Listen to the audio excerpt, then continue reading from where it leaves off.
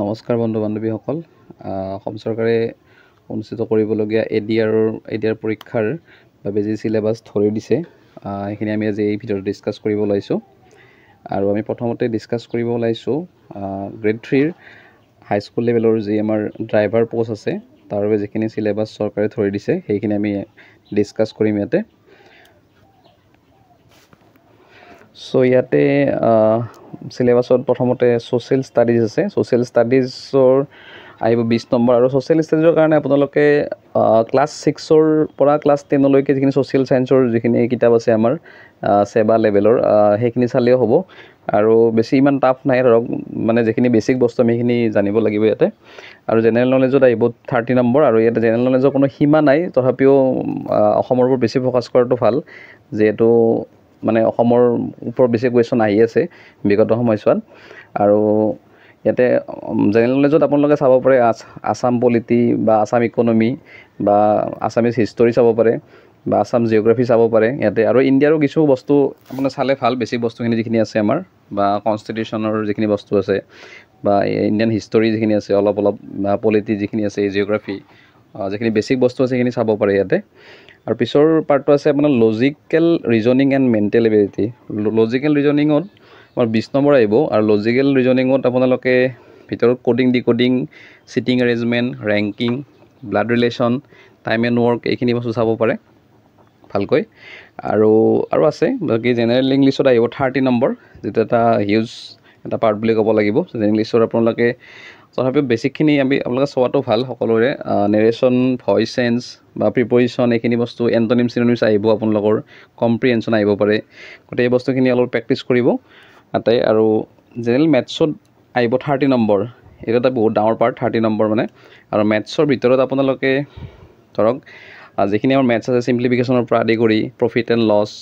বা percentage average এই বস্তুখিনি চালেই হ'ল ভালকৈ প্ৰেক্টিস কৰিব আৰু ৰোড ট্ৰান্সপৰ্টৰ আছে ইয়াতে 20 নম্বৰ আছে ৰোড ট্ৰান্সপৰ্টৰ আপোনালোকে ৰোড যিবিলাক সিম্বল আছে বা এক্ট আছে ৰিলেটেড টু ৰোড বা যিখিনি তোমাৰ ৰুল আছে সেই ৰুলছখিনি চাব লাগিব বা ইয়াতে আপোনালোকে ধৰক যদি কোনোবাই ড্ৰাইভিং লাইসেন্স বনাইছে বনাওঁতে যেতিয়া আমাৰ পৰীক্ষা এটা লয় সেই পৰীক্ষাবিলাকত যে আহে তো 20 নম্বৰ এটা আহে হেনেকুৱা ধৰণৰ পৰীক্ষাই হ'ব এইটো ৰোড ট্ৰান্সপৰ্টৰ ক্ষেত্ৰত যিখিনি এক্ট আছে এক্টখিনি জানিব লাগিব গতিকে এইখিনি চালে মই ভাবো আপোনালোকে সঠিক ভাল এটা ফলাফল পাব এতিয়া আমি আলোচনা কৰিম গ্ৰেড 3 ৰে আপোনাৰ হাই সেকেন্ডাৰী লেভেলৰ যি সিলেবাস আছে এটোৰ বিষয়ে আলোচনা কৰিম সো হাই সেকেন্ডাৰী সিলেবাসখন প্ৰায় ড্ৰাইভাৰ সিলেবাসৰ দৰে একে হয় কেৱল তাত ৰোড ট্ৰান্সপৰ্টৰ যেটো ভাগ আছিল এটো ইয়াতে নাই আৰু ইয়াতে আপোনাৰ জেনাৰেল ম্যাথমেটিক্সৰ কোৱেশ্চন বেছি 35 টা আৰু জেনাৰেল ইংলিশৰ 35 টা কোৱেশ্চন আহিব ইয়াতে আৰু গটিকে এই সিলেবাসখনত আপোনালোকে ডেপথ চাব লাগিব অলপ ধৰক বেছিকৈ পঢ়িব লাগিব বেছি ডিটেইলছত পঢ়িব লাগিব গটিকে এইখিনি আছে আৰু নেক্সট ইয়াৰ সিলেবাসখন আছিল আমাৰ ব্যাচেলৰ ডিগ্ৰী এখন আমি চাম এতিয়া তো এখন হৈছে আমাৰ গ্ৰেড 3 ব্যাচেলৰ ডিগ্ৰী সিলেবাস হয় আৰু ইয়াতেও সেম বস্তুখিনি দিয়া আছে কিন্তু আপোনালোকে ইয়াতে অলপ আৰু বেছি ডেপথ পঢ়িব লাগিব বা ডিটেইলছত পঢ়িব লাগিব গোটেইখিনি বস্তু আপুনি ইয়াতে এটা লক্ষ্য কৰিবলগীয়া বস্তু এটা আছে কি ইয়াতে ৰিডিং কম্প্ৰিহেনশন এণ্ড ইংলিছ ল্যাঙ্গুৱেজ তো হেখৰ যেটো পৰ্চন দিয়া আছে ইয়াতে আৰু তাত কোৱেশ্চন পাৰ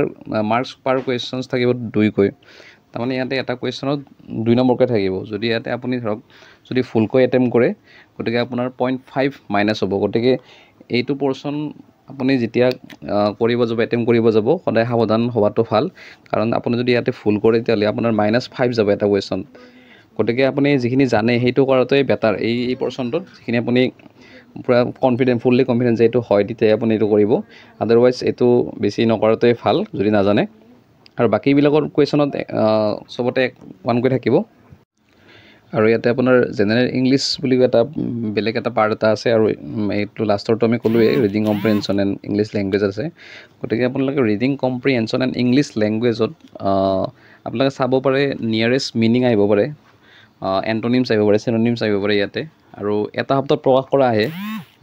ধৰক এটা লাইন দিছে এই লাইনটোৰ এটা মানে শৰ্ট ওয়াৰ্ড এটা কি হ'ব এটো বুজাব এনেকুৱা এটা আহিব পাৰে বা আমাৰ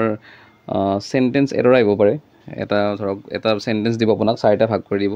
4টা ভাগৰ কোনটোত মানে ৰং আছে এটো দিব পাৰে আৰু জেনেৰেল ইংলিছত আপোনালোকে ভকেবুলাৰী চাব পাৰে আৰু গ্ৰামাৰৰ মই যিখিনি কৈছোঁ অলৰেডি চ' সেই গ্ৰামাৰ গোটেইখিনি চালে ইয়াতে মই ভাবোঁ এইখিনি এনাফ হৈ যাব বুলি ভাবোঁ আৰু চ' আমি শেষৰটো চিলেবাছলৈ আগবাঢ়িছোঁ আমি এইটো গ্ৰেড 4ৰ চিলেবাছ আছিলে আৰু ইয়াতে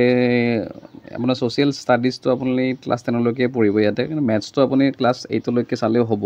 আৰু যিখিনি ইয়াতে টপিক আছে সেইখিনি জেনেৰেলখিনি আপুনি চাব ইয়াতে ইমান টাফ নাই ইয়াতে বহুত সহজে আহিব আৰু ভাল প্ৰিপাৰেশ্যন থাকিলে আপুনি নিশ্চয় সফলতা লাভ কৰিব